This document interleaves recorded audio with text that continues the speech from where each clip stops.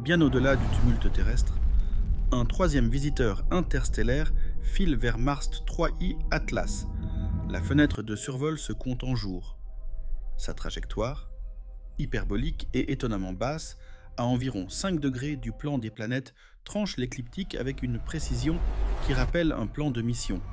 Et pourtant, les canaux officiels se taisent. Les fils d'actualité se figent. Les voix d'habitude, si promptes à commenter, s'évanouissent. Comme si l'univers retenait son souffle. Mars dérive, rouge et muette, à quelques 10 millions de miles de la route annoncée. Assez près pour que ses orbiteurs saisissent chaque détail. Si l'on daigne regarder, Mars Express et le Trace Gas. Orbiteurs publieront surtout de la routine météo, de poussière. Cycle saisonnier, quelques bribes techniques, rien ou presque sur l'invité venu du froid galactique, en coulisses. Pourtant, les équipes bougent les créneaux, retouchent des listes cibles, retunent des spectromètres vers l'eau, les organiques, les isotopes. Les traces existent, mais noyées dans des journaux techniques que personne ne met en avant. Au point le plus proche, 3I Atlas doit frôler Mars à plus de 61 km/h. Sa chevelure et sa queue resteraient visibles à toute caméra correctement pointée. La comparaison tombe d'elle-même. Borisov, précédent visiteur, n'avait jamais approché une planète à moins de 150 millions de miles. Ici, le corridor est si plat, si net, que certains analystes murmurent un profil de mission. Pourtant, pas de conférence de presse. Même les réseaux d'amateurs, d'ordinaire intarissables, manquent de matière. L'échéance se rapproche. Le silence s'épaissit et une question s'impose dans un système solaire bâti sur l'ouverture. Que signifie l'absence de témoins qui acceptent de parler? Ce sont d'abord les télescopes amateurs qui rompent le silence.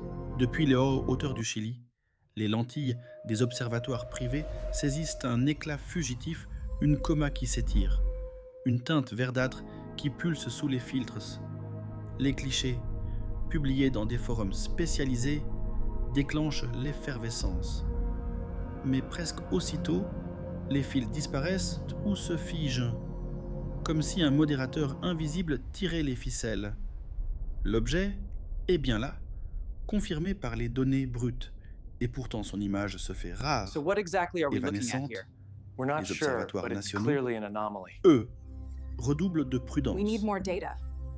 L'ESO, Hubble et même James Webb se contentent de mentions techniques, noyées dans des catalogues où l'intruse interstellaire se perd parmi des milliers de références. La communauté scientifique, d'habitude avide de communiquer sur la moindre excentricité céleste, se limite à des bulletins laconiques, presque codés. La transparence laisse place à des silences choisis, à des formulations ambiguës qui laissent flotter le doute. Et ce doute nourrit les spéculations. Certains évoquent un comportement anormal, une coma asymétrique, une trajectoire trop régulière, une brillance qui fluctue sans respecter les modèles classiques. D'autres murmurent qu'Atelas pourrait être plus qu'une comète, qu'il porte une structure ou un noyau d'une nature encore inconnue. Des voix, marginales mais insistantes, parlent de signatures artificielles, de décharges ou de reflets métalliques.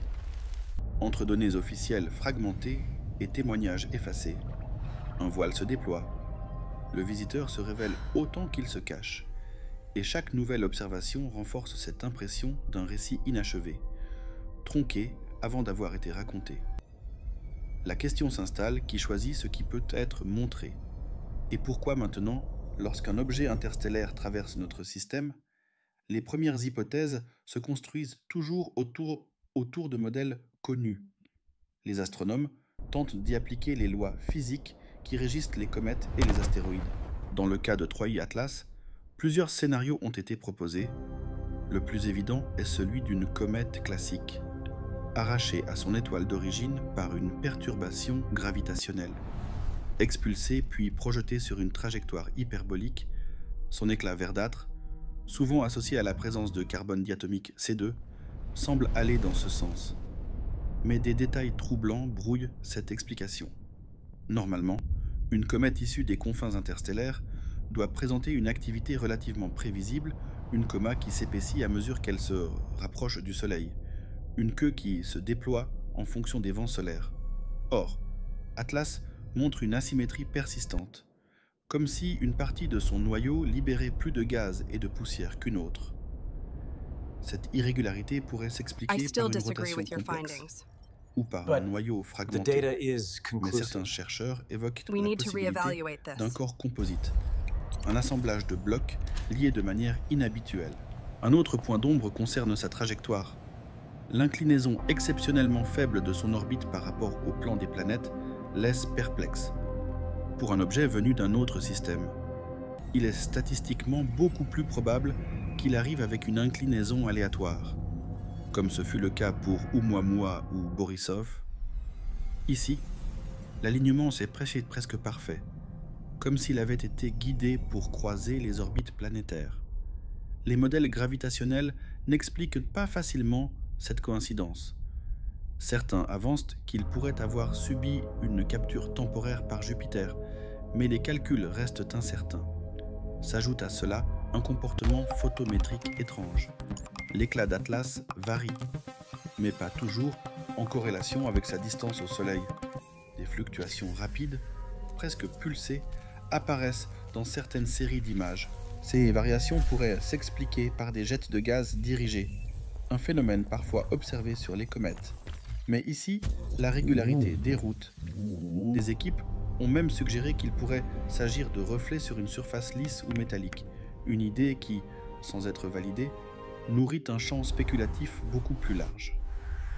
La comparaison avec Oumuamua revient souvent. En 2017, ce premier objet interstellaire avait bouleversé la communauté scientifique par sa forme supposée allongée, son absence de coma et sa mystérieuse accélération non gravitationnelle. Atlas, lui, présente bien une chevelure et une queue, mais ces anomalies se situent ailleurs dans la géométrie de sa trajectoire, dans la nature de ses émissions, dans l'opacité des données partagées. Les parallèles nourrissent l'avis et la méfiance à chaque fois qu'un visiteur vient de l'extérieur. Les modèles se fissurent et les certitudes vacillent. Enfin, une zone d'ombre persistante entoure la communication officielle. Pourquoi si peu de données accessibles au grand public? Alors que des télescopes puissants scrutent déjà la scène, pourquoi ces effacements rapides dans les forums d'amateurs?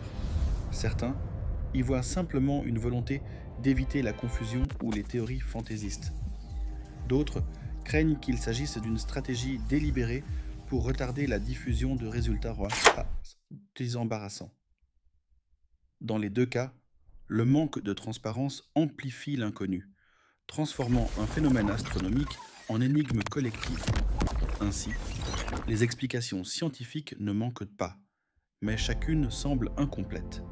Derrière chaque hypothèse se cache un détail qui échappe, un élément qui refuse de rentrer dans les cases établies.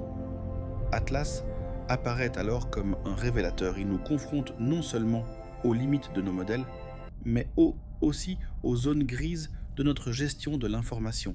Et tandis qu'il poursuit sa route implacable vers l'intérieur du système, une certitude demeure: les zones d'ombre.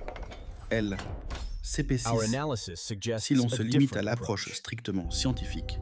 3i Atlas représente une opportunité rare, celle d'étudier un fragment du cosmos lointain, porteur d'indices sur la formation des systèmes planétaires, mais au-delà de la science pure, un autre terrain se dessine. Plus sensible, celui des implications stratégiques. Car lorsqu'un visiteur interstellaire croise le voisinage de Mars, il ne s'agit pas seulement d'une curiosité académique, mais aussi d'un enjeu géopolitique et technologique. Les premières conséquences touchent à la surveillance spatiale. Les puissances qui disposent d'instruments orbitaux autour de Mars, l'Europe, la NASA, mais aussi la Chine et l'Inde, savent que chaque donnée récoltée peut se transformer en avantage, détecter des molécules rares, comprendre la cohésion du noyau, mesurer les isotopes, autant de pistes qui, à terme, nourrissent la recherche en propulsion, en matériaux, voire en ressources exploitables. L'accès à une telle manne d'informations peut donner à une agence une avance déterminante dans la course à l'espace. Il y a aussi la question des trajectoires futures. Si Atlas s'approche autant du plan orbital des planètes, d'autres objets pourraient en suivre des corridors similaires. L'événement oblige les agences à repenser la sécurité planétaire. Comment anticiper la venue d'objets hyperboliques capables de frôler une planète habitée ou ses satellites, la création de protocoles communs, de mécanismes de partage rapide de données, devient un impératif, car un silence prolongé, comme celui qui entoure aujourd'hui Atlas, pourrait demain coûter cher en cas de menace réelle. À plus long terme, la dimension stratégique s'étend vers l'exploration humaine. Mars est censé devenir, dans les décennies qui viennent, un théâtre majeur d'implantation. La possibilité que des visiteurs interstellaires passent à proximité, porteurs de matière encore inconnue, change la donne. Les projets d'habitat devront prendre en compte non seulement les risques locaux poussières, radiation, mais aussi l'exposition à des objets imprévus. L'incertitude nourrit la prudence, mais aussi la compétition quel pays acceptera de laisser. Un autre la primeur de l'analyse. Enfin, il y a une dimension plus symbolique, presque philosophique. Chaque passage d'un visiteur venu d'ailleurs nous rappelle que notre système solaire n'est pas isolé. Cette prise de conscience pourrait, dans le meilleur des cas, inciter à une coopération plus large où les frontières terrestres s'effacent devant l'immensité cosmique. Mais l'histoire récente montre l'inverse, les découvertes sont trop souvent filtrées, instrumentalisées, transformées en capital politique. L'absence de communication claire sur Atlas illustre cette tendance. La transparence cède la place à une gestion stratégique de l'information, où le public devient spectateur d'un récit tronqué. À l'échelle du temps long, la répétition de tels événements changera forcément notre rapport à l'univers, à l'univers. Chaque nouvel objet interstellaire questionnera nos modèles, nos priorités, notre capacité à collaborer. Si Atlas révèle une matière inhabituelle ou une structure inédite, ces échantillons virtuels pourraient influencer la recherche pendant des décennies. Mais même sans révélation spectaculaire, son passage restera un signal, celui d'un cosmos qui ne cesse de dialoguer avec nous, qu'on le veuille ou non. Ainsi, les implications stratégiques et les conséquences à long terme ne se résument pas à des courbes orbitales ou à des spectres lumineux. Elles touchent directement à notre futur collectif, à la manière dont nous choisissons d'explorer, de protéger et de partager ce que l'espace met sur notre route. Et tant que la transparence reste partielle, la méfiance grandira. Dans le silence autour d'Atlas, c'est peut-être moins le visiteur qui inquiète que notre propre façon d'y répondre. Lorsque la trajectoire d'Atlas a été confirmée, la première réaction des grandes puissances fut le repli. Au lieu d'une communication coordonnée, chaque agence spatiale s'est concentrée sur ses propres priorités. La NASA a convoqué plusieurs réunions internes, orientant ses équipes vers une collecte discrète de données via ses orbiteurs martiens. L'ESA, de son côté, a multiplié les ajustements sur Mars Express et le Tedio, mais en se gardant bien de publier des bulletins détaillés. En Chine, la CNSA a immédiatement intégré le suivi de l'objet dans son programme Tianwen, tandis que l'Inde a réactivé une partie de son réseau de surveillance planétaire. Résultat, une course silencieuse, où chacun observe beaucoup et partage peu. Sur le plan politique, la réaction la plus visible fut le silence médiatique. Les grandes institutions scientifiques, d'ordinaire promptes à vulgariser la moindre découverte astronomique, se sont limitées à des déclarations techniques, parfois rédigées dans un jargon presque hermétique. Cette retenue volontaire a surpris l'opinion. Sur les réseaux, beaucoup ont interprété ce mutisme comme un signe de censure. D'autres y ont vu une stratégie destinée à contenir la spéculation. Mais avec l'effet inverse, plus le discours officiel se faisait rare, plus la curiosité et l'inquiétude grandissaient. Dans les coulisses, les diplomaties ont aussi dû s'adapter. L'apparition d'un objet interstellaire à proximité de Mars posait une question simple qui en est responsable, non pas en termes de propriété, mais de capacité à surveiller, analyser et éventuellement protéger les infrastructures humaines. Or, aucune organisation internationale n'a aujourd'hui l'autorité de coordonner un tel effort. Les Nations Unies disposent bien du Bureau pour les affaires spatiales. Mais son rôle reste consultatif.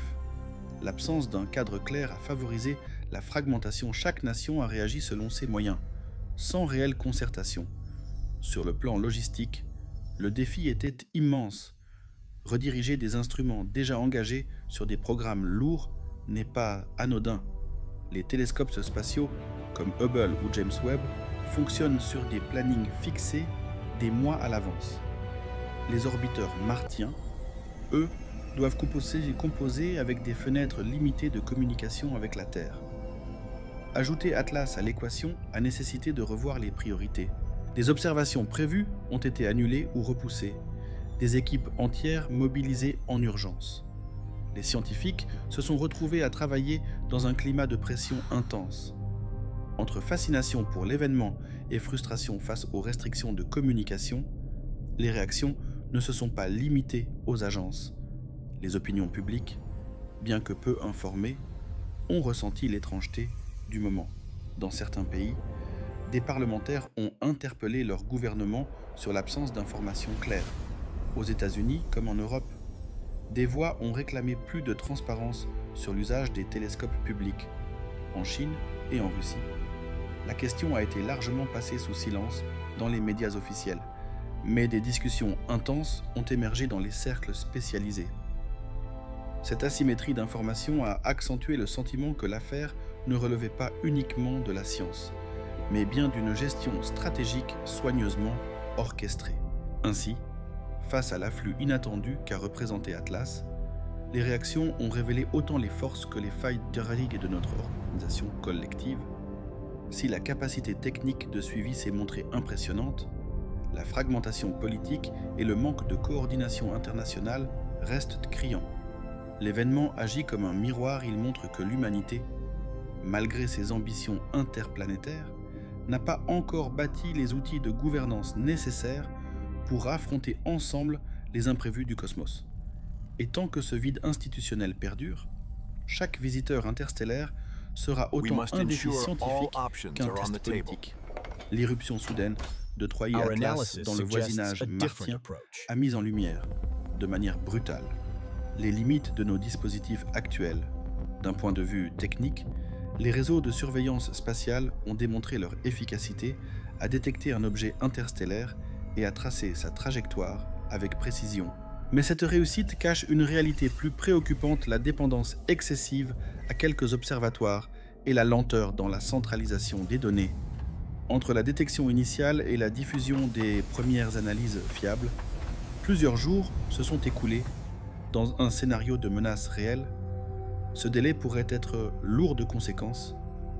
L'une des principales leçons tirées concerne donc la nécessité d'un maillage plus dense et mieux coordonné de capteurs. Aujourd'hui, la majorité des télescopes capables de suivre un objet comme Atlas sont concentrés dans quelques pays. Cette distribution inégale engendre des angles morts qui compliquent la continuité de l'observation. Les spécialistes plaident désormais pour un réseau global, intégrant aussi bien les stations au sol que les télescopes spatiaux, afin de réduire le temps de réaction et d'éviter les pertes de données critiques. Sur le plan opérationnel, l'épisode a souligné l'importance d'une plus grande flexibilité dans l'allocation des ressources scientifiques. Les plannings serrés des télescopes et orbiteurs ont montré leurs limites face à un événement imprévu. Plusieurs missions ont dû annuler des campagnes d'observation prévues de longue date pour intégrer Atlas en urgence. Ce genre d'ajustement, bien que nécessaire, entraîne des tensions au sein des équipes et une perte d'efficacité sur d'autres programmes. L'idée d'instaurer des créneaux de contingence réservés à des phénomènes inattendus gagne donc en popularité. Un autre enseignement majeur réside dans la communication scientifique. La rétention d'informations et les silences prolongés ont alimenté la méfiance et les spéculations. Sur le plan tactique, cela s'est avéré contre-productif au lieu de calmer les esprits. Le manque de transparence a renforcé les rumeurs. Les experts reconnaissent désormais qu'une stratégie de communication plus claire, même partielle, permettrait de mieux encadrer le débat public et d'éviter que les zones d'ombre ne soient comblées par des récits non vérifiés. D'un point de vue technologique, Atlas a également révélé les limites de nos instruments. La capacité à analyser finement la composition d'un objet interstellaire reste encore imparfaite. Les spectromètres embarqués, bien que performants, manquent parfois de sensibilité pour distinguer certaines signatures isotopiques à grande distance. Plusieurs équipes appellent déjà à développer de nouveaux capteurs, plus polyvalents, capables d'intervenir rapidement dans ce genre de contexte. L'épisode pourrait donc accélérer l'innovation instrumentale, en poussant à concevoir des plateformes modulables, prêtes à pivoter vers l'imprévu. Enfin, sur le plan tactique, l'affaire a souligné l'importance de la coopération internationale, même informelle. Si les gouvernements ont privilégié la discrétion, de nombreux scientifiques ont contourné ces barrières en échangeant directement via des réseaux privés, des données et des analyses. Cette solidarité de terrain a permis de compenser partiellement les lacunes institutionnelles. Elle démontre que, face à l'inconnu, l'expertise partagée reste l'arme la plus efficace. Mais pour l'avenir, il faudra transformer cette improvisation en mécanisme officiel, afin que la collaboration devienne la règle et non l'exception. En définitive, Atlas n'a pas seulement été un visiteur énigmatique, il a agi comme un révélateur de nos forces et de nos faiblesses. Il a rappelé que la technique, aussi avancée soit-elle, ne suffit pas si elle n'est pas accompagnée d'une organisation agile, d'une communication transparente et d'une coopération réelle. Les ajustements tactiques amorcés aujourd'hui, renforcement du maillage d'observation, flexibilité accrue des missions, amélioration de la communication, innovation instrumentale seront les fondations de notre capacité à répondre demain à d'autres visiteurs venus des étoiles. Le passage de 3i Atlas restera sans doute comme un moment clé dans notre rapport à l'espace, bien au-delà de l'objet lui-même. C'est notre capacité collective à observer, comprendre et réagir qui a été mise à l'épreuve. Nous avons vu à quel point nos instruments sont puissants, mais aussi combien nos structures de coopération restent fragiles. Nous avons ressenti l'émerveillement d'accueillir un visiteur venu des confins du cosmos, mais également l'inquiétude face aux zones d'ombre et au silence institutionnel. Ces quelques semaines d'approche ont agi comme un miroir. Elles ont révélé nos forces, la rapidité de détection, la créativité scientifique, la passion intacte des observateurs amateurs, mais aussi nos faiblesses, une communication fragmentée, des intérêts stratégiques qui priment sur la transparence, et une gouvernance internationale encore balbutiante. Ce contraste doit nous interpeller, car chaque nouvel objet interstellaire sera une nouvelle épreuve, peut-être plus exigeante encore. Et c'est ici que vous, spectateurs, avez un rôle à jouer, car l'espace n'appartient pas qu'aux agences ou aux grandes puissances. Il appartient à tous ceux qui lèvent les yeux vers le ciel et cherchent à comprendre en posant des questions, en exigeant plus de clarté, en soutenant la recherche et la vulgarisation scientifique. Vous contribuez à faire de chaque rencontre cosmique une occasion d'apprendre, plutôt qu'un sujet de suspicion. Alors, que retenons-nous d'Atlas qu'au cœur de l'inconnu? L'humanité a besoin de courage, de savoir et de partage. Si vous souhaitez suivre ces récits, explorez avec nous les mystères du ciel et participez à cette grande conversation cosmique. Abonnez-vous à la chaîne. Ensemble, continuons à scruter l'infini non pas dans la peur, mais dans la quête de vérité.